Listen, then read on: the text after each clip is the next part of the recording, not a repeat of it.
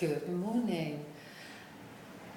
The fundamentals of yoga, the tools that we use to move the body are the breath, and another tool are locks, energy locks, where we hold groups of muscles.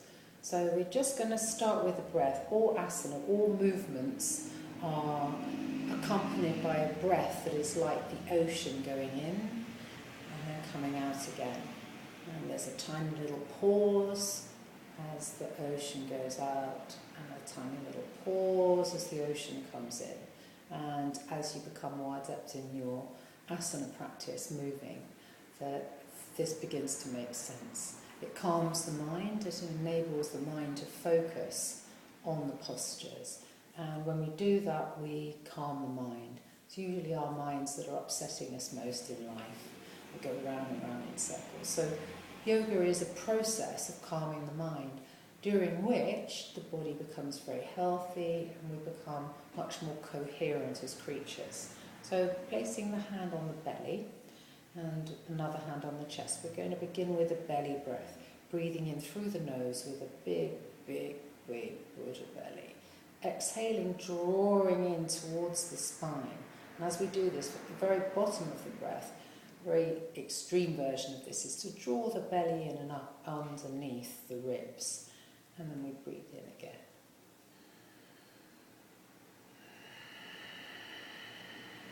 Notice this hissing of my breath. It's called Ujjayi breath, which means victorious breath. Victory over the chattering mind. We're inhaling. And exhale. Keeping the body still. And the bandha, the energy lock I'm talking about, is about 4 centimetres below the belly button. We're drawing in the muscles of the abdomen towards the spine. Breathing in. And breathing out. Drawing those muscles in, little squeeze. And we're also drawing up the muscles of the perineum. That's right in the centre of the bottom of the torso. Imagine there's a lift going up on the inside of the spine. So that group of muscles start about 2 centimetres inside the body. And on our exhalation, we're drawing in the muscles of the lower abdomen, Uddiyana Bandha, and drawing up the muscles of the perineum, known as Mula Bandha. So your hand is on the belly, isolating the movement. Now let's take it a little bit further. So breathing a nice big Buddha belly in, and beginning to take it to the side ribs. Pressing against the ribs, you can feel the intercostal muscles begin to open up the side ribs in a nice, gentle, subtle stretch. And exhaling. Squeezing in the lower core, squeezing in the muscles squeezing up the muscles of the perineum. Breathing in through the nose, breathing out through the nose. Isolating these movements. And finally, for 3-part yogi breath, which isn't a breath that we use very often in the actual asana practice, we're going to inhale a big Buddha belly, coming into the side ribs. At the very top of the breath, when you think you can't take any more, little extra sips, and feel the breath filling the chest and rising into the collarbones, and exhaling all the way down. So, this is what it looks like with a posture, a moving posture, cat-cow. So we come to all fours. The shoulders are immediately above the elbows and the wrists. The hands are like starfish, really wide, pressing into the ground. And then the hips are above the knees, you can press the shins into the ground as well. Get a nice straight back and extend your neck straight out, growing through the top of the head. And beginning that inhalation,